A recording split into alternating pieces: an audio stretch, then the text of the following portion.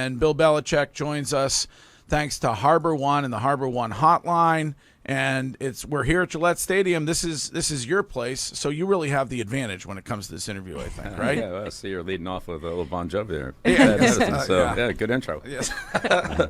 By the way, I don't think you guys went and saw Dana White in the UFC facility. I don't think in the 20 years I've been watching you, I have seen you smile that broadly. What was it about that? Was it the belt? The belt was great. Yeah, the belt was great. Dana was great. The hospitality there was awesome, just to see their whole training center and talk to some of the fighters.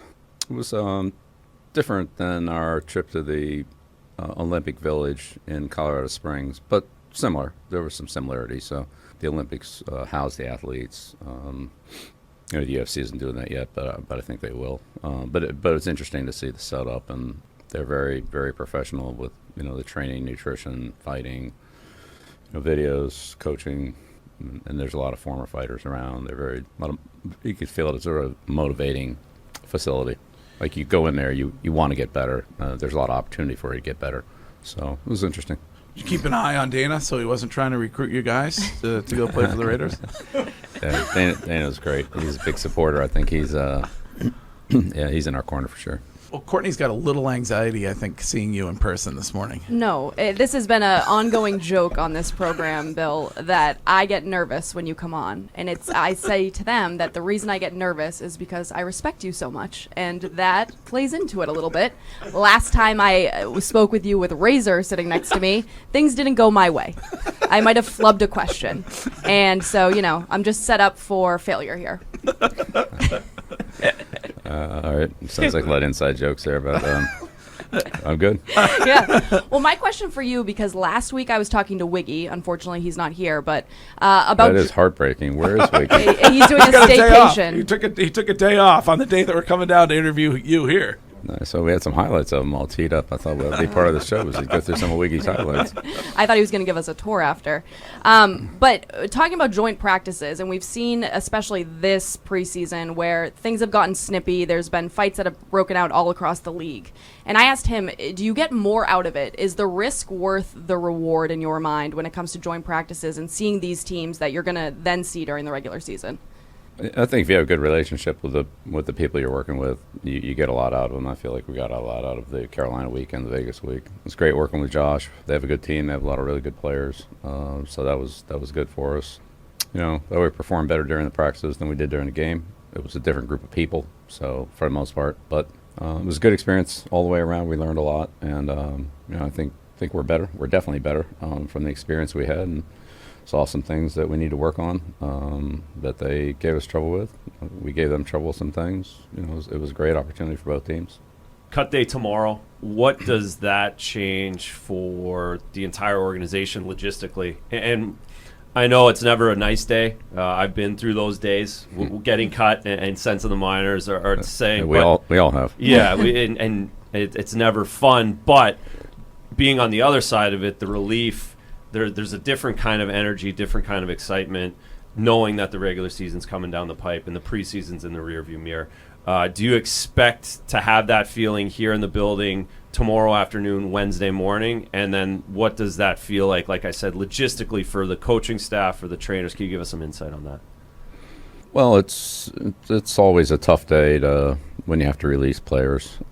You're affecting not only the player but his family and a lot of other lives, and especially players that come in and give you all they got, do everything they possibly do, and ultimately you have to tell them that they're not going to be able to be on the team. But that's reality. When we all came into the National Football League, we realized what the competition was going to be, and that's what it is. It's not like college. So I think for the most part it's always been a very professional experience, part of the profession, not an enjoyable part, but part of it. I think you'll see a lot of roster movement in the first 2-3 weeks of the season, like you always do. So what the roster is tomorrow, what it is the following Tuesday, is probably going to be different than what it is on October 1st, realistically, in every team. So we'll just see how all that plays out. There are some players on every team that are going to be factored in there that are injured, that you have to count but then not count, and that cause a lot of juggling. So we'll see over 1,000 transactions from Saturday to Tuesday, and then we'll probably see another, I don't know, I'm sure there'll be another 100 or so throughout the league, 2 or 3 on each team, average, roughly, over the next few days as rosters continue to juggle. So I think this is really kind of a multi-day process. It's not anywhere near as final as what sometimes it's made out to be. 4 o'clock on Tuesday, that's certainly a big step, but there's a lot more to do. A lot more will happen. How much, if any, has your approach changed when it comes to coaching a younger, up-and-coming team as opposed to maybe some of the more veteran teams that you've had over the years?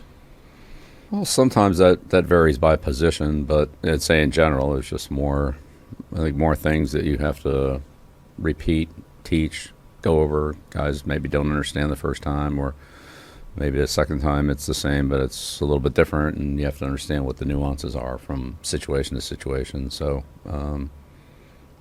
it's definitely a being more thorough, making sure that you don't take anything for granted, because some of these players just haven't experienced some of the situations that we'll be covering in the multiplicity that they could occur in. So 6 seconds to go in the game, 7 seconds to go in the game, 8 seconds to go in the game, 9 seconds to go in the game, 10 seconds to go. Those situations are really very different. Say the ball's on the 5-10 yard line, something like that. They're really different in terms of what you can do, how much time, how many plays you have, how many plays they have, whichever side of those plays you're on, and so forth. That would just be one small example. With Mac in his second season, it feels like the degree of difficulty has been risen, whether it's new coaches on offense, introducing a new scheme. Offensive line, according to reports we saw it Friday night in Vegas, hasn't been a strength thus far.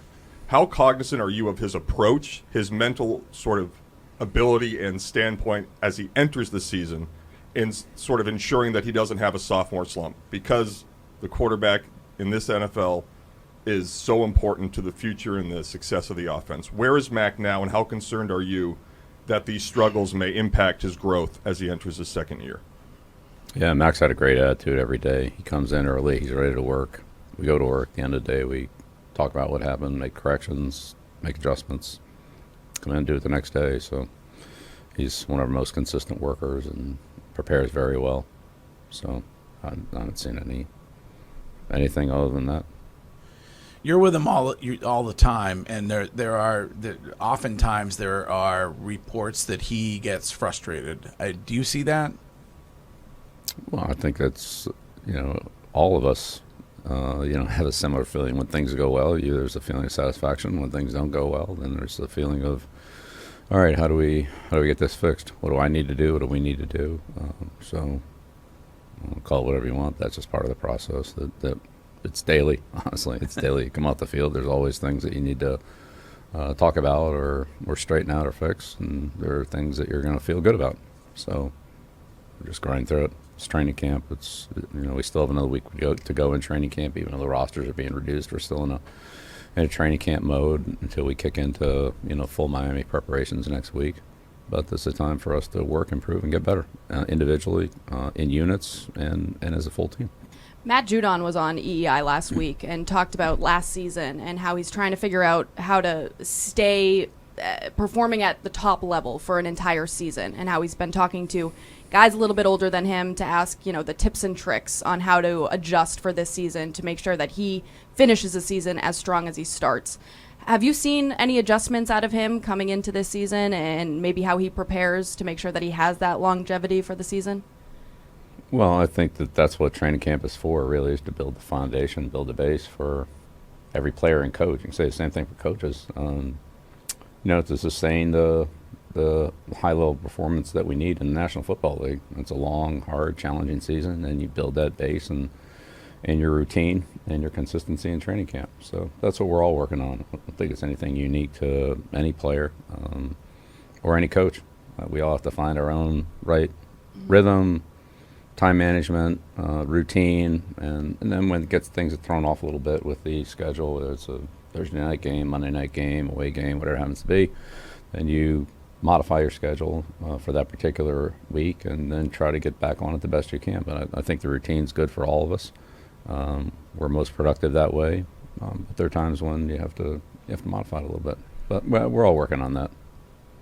Speaking of routine and schedule, are you here every day at this time? Or is this early for you or late for you?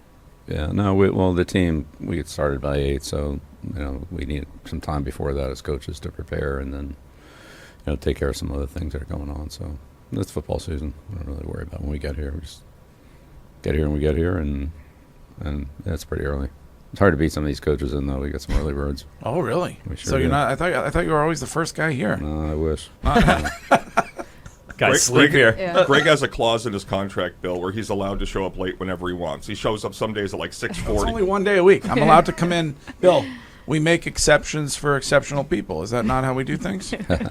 Not in this building. You had a guy here who missed a few OTAs every once in a while. I mean, you make OT is a volunteer. okay. CBA. It's bargained.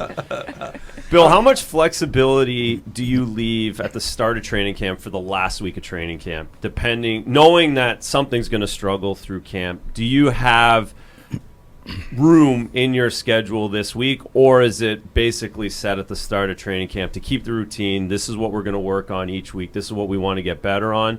Or, like I said, is there 3 or 4 days in here where you're going to look at what happened in Las Vegas, what happened in the previous preseason games, what happened in the practices, where you say, all right, we need to work, we need to spend a little bit more time on these things and take away from other things? Yeah, absolutely. I think when you look at your training camp schedule, you start off with a fairly consistent installation for a while. Call it 10 days, 2 weeks, somewhere in that neighborhood. But you have to leave room to modify things. Things will come up. You're going to move faster in some areas than you think, and in some areas you're going to have to go back and repeat and go back over. And you don't always know what those are. So at this time of year, there are things that we have purposely not dealt with, knowing that we would deal with them now for various reasons. And then there are other things that we are going to have to go back and spend a little more time on that we're not where we want to be in those areas, and we'll dedicate some time to that. So it's very much of an ongoing conversation. So you get to week 2 in training camp and you say, all right, well, here's what we need to do. Let's push this back, or let's move this ahead. And then you get to week 3 and you're like, all right, well, we caught up in this area. Now what else is going on? So it's, and then you feel like this is what we need to do to prepare for the opening game. And you do the best you can to cover all those bases. You're going to come up short in some areas that you're just going to have to say, well, we're not exactly where we want to be here, but you've prioritized other areas, and so those are the decisions you make. But absolutely, that's a big part of what we do as coaching staff, is figure out what we need to work on, how much time we need to do it, what we need to do to make things better, whether that's change something we're doing, do it more, maybe get rid of it and do something else. We talked last week with you a little bit about the play calling. You happy with the way that went Friday night? Well, yeah, play calling hasn't been a problem. I mean, again, there's no game planning. We're running the plays that we've been running all training camp, and so we just, it's not this, the preseason and the game planning and regular season games is 2 different worlds. It's really not comparable. I know Ty Montgomery flew back with you guys from Vegas. Is there any update on him?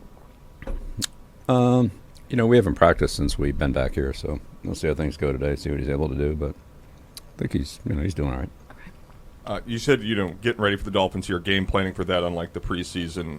They've made a couple big additions. Tyreek Hill, probably the biggest. What does he do for Tua in that passing game with the Dolphins?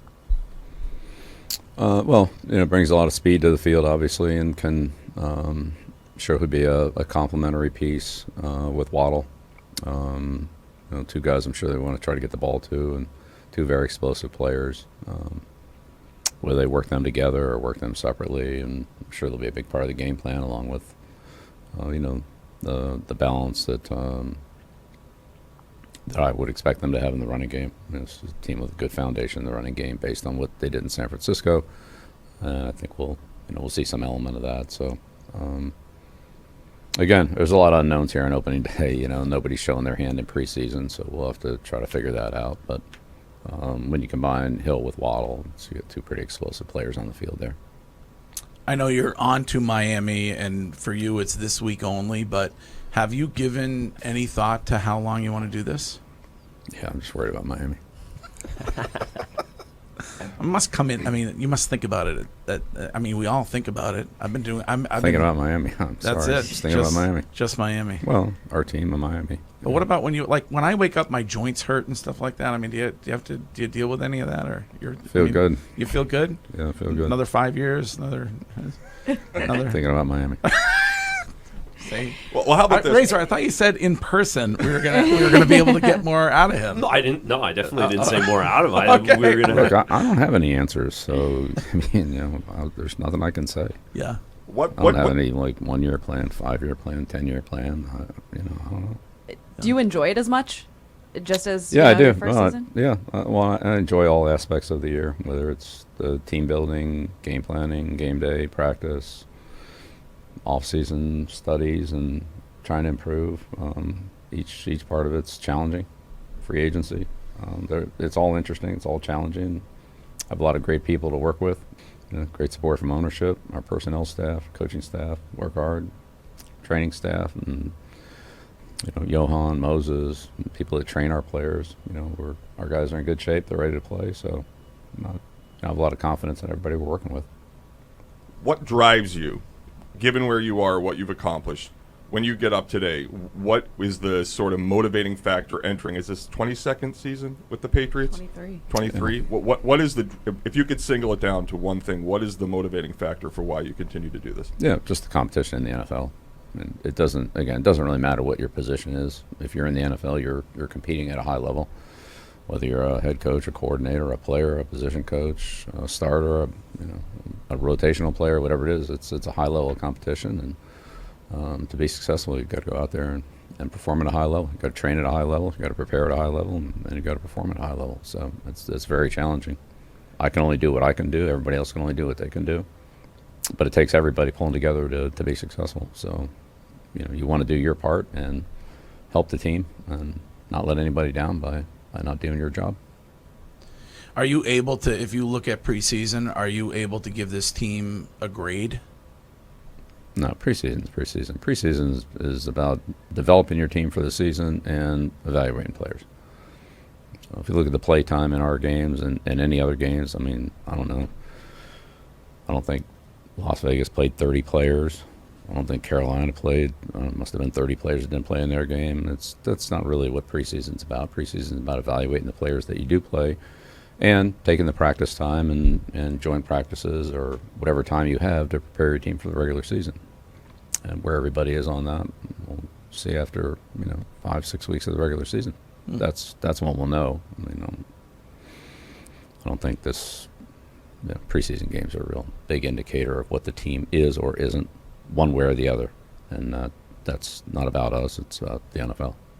But you get a great chance to evaluate players, and I think that'll be the focus this week of the 1,000 or so transactions that take place across the league.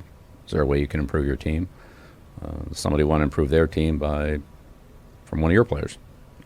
And how it all fits together. You can't have depth everywhere, so you have to choose what positions you want to have depth at on the roster, what positions you want to have depth on in the practice squad. Assuming you can get all the players that you want, which you usually can't, so that causes some other adjustments. But that's kind of what this week is about: setting your roster, figuring out how you want to try to play the season, and then there'll be a lot of adjustments along the way. But you have to start somewhere. Well, we're going to let you get to work.